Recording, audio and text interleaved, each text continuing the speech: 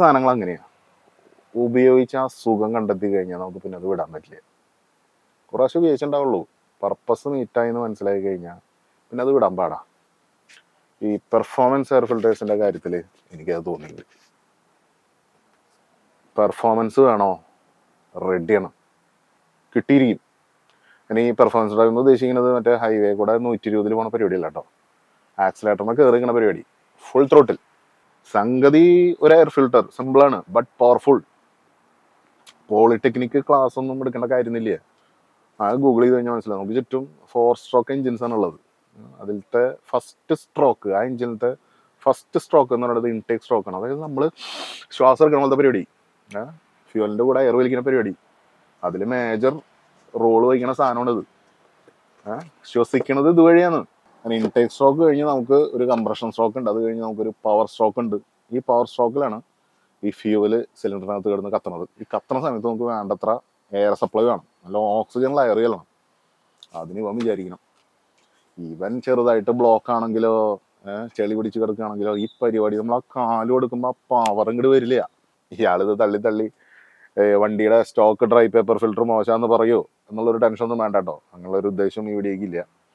ഞാൻ ഇത്ര കാലം ഈ 2 മാസം മുന്നേ വരെ സ്റ്റോക്ക് ഡ്രൈ പേപ്പർ ഫിൽറ്ററാണ് ഉപയോഗിച്ചുകൊണ്ടിരുന്നത്. ഞാൻ പഠിത്താണ് ഇതിലോട്ട് മാറിയത്. കാരണം അത്ര കാലം എൻ്റെ വണ്ടി ട്യൂണ്ടല്ലായിരുന്നു. ഇപ്പോഴാണ് ആ ട്യൂണിങ് എല്ലാം മാറി ആ സ്റ്റോക്കിയോമെട്രിക്ക് വേണ്ട എയർ സപ്ലൈ കൂടുതൽ കൊടുക്കാൻ വേണ്ടിയിട്ട് ഞാനൊരു പെർഫോമൻസ് ഫിൽറ്റർ എടുത്തത്. ഒരു പെർഫോമൻസ് ഫിൽറ്ററിൻ്റെ ബാക്കമ്മയും ഈ ഫിൽറ്റർ ഉപയോഗിച്ച് കഴിഞ്ഞാൽ എഞ്ചിൻ കൂടുതൽ കാലം നിലനിൽക്കുമെന്ന് എഴുതിയിട്ടില്ല. ആ ഫിൽറ്റർ എന്തിനാണ് യൂസ് ചെയ്യുന്നുള്ളത് ക്ലിയർ ആയിട്ട് അതിൽ എഴുതിയിട്ടുണ്ട്. പെർഫോമൻസ് ഹൈ ഫ്ലോ ഫിൽറ്റർ, അതായത് ഇൻടേക്കിൽ കൂടെ കൂടുതൽ എയർ വലിക്കാനുള്ള ഫിൽറ്റർ. അപ്പോൾ കുറേ പേർക്ക് ഡൗട്ട് ഉണ്ടാവും, അപ്പോൾ ഇങ്ങനെ എയർ വലിക്കുമ്പോൾ പൊടിയും അത് കയറില്ലേ? ഇതിൽ എനിക്ക് ചെറിയ അഭിപ്രായ വ്യത്യാസമുണ്ട്. യൂട്യൂബിലും കുറേ വീഡിയോസ് ഉണ്ട്, പ്രത്യേകിച്ച് മറ്റേ നമ്മുടെ ഈ ക്യാൻഡൻ ഫിൽറ്ററിൻ്റെ വീഡിയോസ് കുറേ കിട്ടും. ഫിൽറ്റർ ഇങ്ങനെ വെച്ച് പൊടിയിടുന്നു. ഈവൺ ഞാൻ വരെ ചെയ്തിട്ടുണ്ട്. നിങ്ങൾ എൻ്റെ ഇൻസ്റ്റാഗ്രാം പേജ് തപ്പി കഴിഞ്ഞ് നിങ്ങൾക്ക് കിട്ടും. ഞാനൊരു വീഡിയോ ചെയ്തിട്ടുണ്ട്, ഫിൽറ്റർ വെച്ചിട്ട് മൈദപ്പൊടി ഇട്ട് അടി കൂടെ മൈദ വരുന്നത്. അവരും ഞാനും ചെയ്തിട്ടുള്ള ഒരു മിസ്റ്റേക്ക് ഉള്ളത്, ഈ ഫിൽറ്റർ സ്റ്റാറ്റിക് അല്ല. നമ്മൾ ശരിക്കും കാറിൽ ഈ ഫിൽറ്റർ വർക്ക് ചെയ്യുന്നത് സ്റ്റാറ്റിക് ആയിട്ടല്ല. ഈ ഫിൽറ്റർ വൈബ്രേറ്റ് ചെയ്യുന്നുണ്ട്. അത് നമുക്ക് സിമുലേറ്റ് ചെയ്യാൻ നമുക്ക് പറ്റില്ല, നമ്മളത് വിട്ടുപോയി. അത് സിമുലേറ്റ് ചെയ്ത് കഴിഞ്ഞാൽ ശരിക്കും പൊടി കയറില്ല. അതിനുള്ള സയൻസ് അതിനകത്തുണ്ട്. നിങ്ങൾ കണ്ടിട്ടില്ലേ, ഫിൽറ്റർ മറ്റേ കോട്ടൺ ഫാബ്രിക് ഇങ്ങനെ മടക്കി മടക്കി മടക്കി വെച്ചിരിക്കുക. അപ്പോൾ നമ്മൾ ഈ ഫിൽറ്റർ അലൈവ് ആയിരിക്കുമ്പോൾ, അതായത് എഞ്ചിനകത്ത് വയ്ക്കുമ്പോൾ ഈ കോട്ടൺ ഫാബ്രിക് ഇങ്ങനെ ടു ആൻഡ് ഫ്രോ മൂവ് ചെയ്തുകൊണ്ടിരിക്കുന്നുണ്ട്. അതായത് വൈബ്രേറ്റ് ചെയ്യുന്ന ഒരു അരിപ്പ പോലെ. അപ്പോൾ ഇങ്ങനെ വർക്ക് ചെയ്തുകൊണ്ടിരിക്കുമ്പോൾ ഒരു പൊടി അതിനകത്ത് കയറില്ല. അപ്പോൾ ഈ ഇതുപോലത്തെ പെർഫോമൻസ് ഫിൽറ്റർ ഇട്ടിട്ട് എഞ്ചിൻ പോയി എന്ന് പറയണത് ആ എഞ്ചിൻ കൂടുതൽ പണിയെടുത്തിട്ട് പോയി, അത്രേ അതിനർത്ഥമുള്ളൂ. അല്ലാതെ ഈ മണ്ണും തരിയും പോയിട്ട് എഞ്ചിൻ പോയി എന്ന് അതിനൊരു മീനിങ്ങുമില്ല. Air filter experience off road തുടങ്ങിയപ്പോൾ മുതൽ ഞാൻ ചെയ്യാറുണ്ടായിരുന്നു. ആക്ച്വലി ഈ വീഡിയോൻ്റെ ഉദ്ദേശം അന്ന് ഞാൻ കണ്ടെത്തിയിട്ടുള്ള കുറച്ച് ഫൈൻഡിങ്സ് ഷെയർ ചെയ്യാൻ വേണ്ടിയിട്ടാണ്, ആർക്കെങ്കിലും ഉപകാരപ്പെട്ടാലോ എന്നോർത്ത്. അന്നൊക്കെ എന്ന് വെച്ച് കഴിഞ്ഞപ്പോൾ ഇതിപ്പോൾ കോൾഡ് എയർ ഇൻടേക്ക് ടൈപ്പാണ്, കോൺ ടൈപ്പ് ഫിൽറ്ററാണ് ഞാൻ ഇൻസ്റ്റാൾ ചെയ്തിട്ടുള്ളത്, പ്രോപ്പർ കോൾഡ് എയർ ഇൻടേക്ക്. അന്നെന്ന് വെച്ച് കഴിഞ്ഞാൽ ബഡ്ജറ്റ് ഫ്രണ്ട്ലി ഓപ്ഷൻസ് ആയിരുന്നു നോക്കിക്കൊണ്ടിരുന്നത്. അതായത് നമ്മുടെ സ്റ്റോക്ക് എയർ ഫിൽറ്റർ ബോക്സിൽ തന്നെ ഇടാൻ പറ്റുന്ന ഡ്രോപ്പ് ഇൻ ഫിൽറ്റേഴ്സ്. ഇപ്പം ഞാൻ ഉപയോഗിക്കുന്ന വണ്ടിക്ക് ഒരുപാട് ഓപ്ഷൻസ് ഒന്നും ഇല്ലായിരുന്നു. ആ കൂടെ ക്യാൻഡിനും BMC മാത്രമേ ഉള്ളായിരുന്നു. അത് രണ്ടും ഓയിൽ ബാത്ത് ഫിൽറ്റേഴ്സ് ആയിരുന്നു. അപ്പോൾ കൂടെയുള്ള ഡ്രൈവേഴ്സ് എല്ലാവരും പറഞ്ഞ് അതൊരിക്കലും ഇടരുത്, മരുഭൂമിയല്ലേ, ഫൈൻ പാർട്ടിക്കൽസ് ഒക്കെ ഒന്നും ക്ലോഗ്ഡായി പോകും. ഞാൻ നോക്കിയിട്ട് വേറെ ഫിൽറ്റർ ഒന്നും കിട്ടാനില്ല, സ്റ്റോക്ക് ഫിൽറ്ററും ആ കൂടെ ഇത് മാത്രമേ ഉള്ളൂ. വരനടുത്ത് വെച്ച് കാണാം, ഒരു ഡ്രൈവല്ലേ, ഇട്ട് നോക്കി. ഡ്രൈവിന് പോയി തിരിച്ചു വന്ന് ഫിൽറ്റർ ബോക്സ് തുറന്നു നോക്കിയപ്പോൾ അതിൻ്റെ ക്ലീൻ സൈഡിൽ മണ്ണ് കയറിയിരിക്കുക.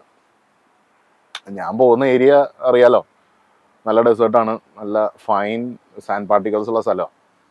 പക്ഷെ ഇങ്ങനെ കയറുമെന്ന് ഞാൻ വിചാരിച്ചു ഇത്രയ്ക്ക് മോശമാണോ ഈ ഓയിൽ ബാത്ത് ഫിൽറ്റർ ഇല്ല, പെർഫോമൻസ് ഫിൽറ്റർ എന്ന് പറയുന്ന സാധനം ഇത്രയ്ക്ക് മോശമാണോ? അങ്ങനെ കുറെ നീണ്ട പരിശ്രമത്തിനൊടുവിലാണ് എനിക്ക് മനസ്സിലായത് ഈ മണ്ണ് കയറിയിരിക്കുന്നത് സീല് വഴിയാണ്. ഈ ഫിൽട്ടർ ബോക്സ് പ്ലാസ്റ്റിക് ആയതുകൊണ്ട് ഒട്ടുമിക്കവാറും വണ്ടികൾ നമ്മൾ ഉപയോഗിക്കുന്ന, എന്തായാലും പുതിയ വണ്ടികളിലൊന്നും ആരും ഇങ്ങനത്തെ പെർഫോമൻസ് ഫിൽറ്റർ ഒന്നും ഇടാൻ പോകില്ലല്ലോ. ഇത് പ്ലാസ്റ്റിക് ആയതുകൊണ്ട് തന്നെ ഇതിന് വാർപ്പേജ് സംഭവിക്കും. അപ്പം നമ്മൾ ഈ ഫോറത്തിലും യൂട്യൂബിലും എല്ലാത്തിലും കമന്റിലൊക്കെ പറയുന്ന ഈ sand intake, dust intake, debris intake സംഭവിക്കുന്നത് ഈ സീല് വഴിയാണ്. അപ്പോൾ ഡ്രോപ്പ് ഇൻ ഫിൽറ്റേഴ്സ് ഉപയോഗിക്കുന്നവർ ശ്രദ്ധിക്കേണ്ടത് ഈ സീലിംഗ് ആണ്. അത് നിങ്ങൾ എന്തെങ്കിലും ഗ്രീസോ അല്ലെങ്കിൽ വെറുതെ സീലൻ്റ് ഇട്ടോ, എന്നിട്ട് അത് പ്രോപ്പർ സീലിംഗ് ആക്കി കഴിഞ്ഞാൽ പിന്നെ പ്രശ്നമൊന്നും ഉണ്ടാവില്ല. നമ്മൾ ഈ ഡെബ്രി കയറുന്നു എന്ന് പറയുന്നത് സീല് ത്രൂ, അല്ലാതെ ആ കോട്ടൺ ഫാബ്രിക് വഴിയൊന്നുമല്ല. ഇതിൽ ഏറ്റവും വലിയ കോമഡി എന്ന് വെച്ച് കഴിഞ്ഞാൽ അന്ന് ഞാൻ ആ ഓയിൽ ഫിൽറ്റർ ഇട്ടുകൊണ്ടാണ് എനിക്ക് ആ മണ്ണ് പോയത് ട്രേസ് ചെയ്യാൻ പറ്റിയത്. കാരണം ഓയിലി സാധനം പറ്റി പിടിച്ചിരിക്കും. അത്ര കാലം ഞാൻ സ്റ്റോക്ക് ഫിൽട്ടർ, അതായത് ഡ്രൈ ഫിൽട്ടർ ഉപയോഗിച്ചുകൊണ്ടിരുന്നത്. എത്ര മണ്ണകത്ത് പോയി എന്നുള്ളതിന് എനിക്ക് ഒരു കണക്കുമില്ല. എനിക്ക് ഉറപ്പില്ല മണ്ണ് പോയോ പോയില്ലെന്ന് എനിക്കറിയില്ല. കാരണം ഡ്രൈ ആയിരുന്നു ഞാൻ ഉപയോഗിച്ചുകൊണ്ടിരുന്നത്. ഡ്രൈ പേപ്പർ ഫിൽട്ടർ ആയിരുന്നു. ആ വാർപ്പേജ് വഴി മണ്ണ് പോയിട്ടുണ്ടാവും അറിയില്ല. അപ്പൊ ഇങ്ങനെ ഉത്തരങ്ങളില്ലാത്ത കുറെ ചോദ്യങ്ങൾ, സംശയങ്ങൾ. കുറെ സഞ്ചരിച്ചു.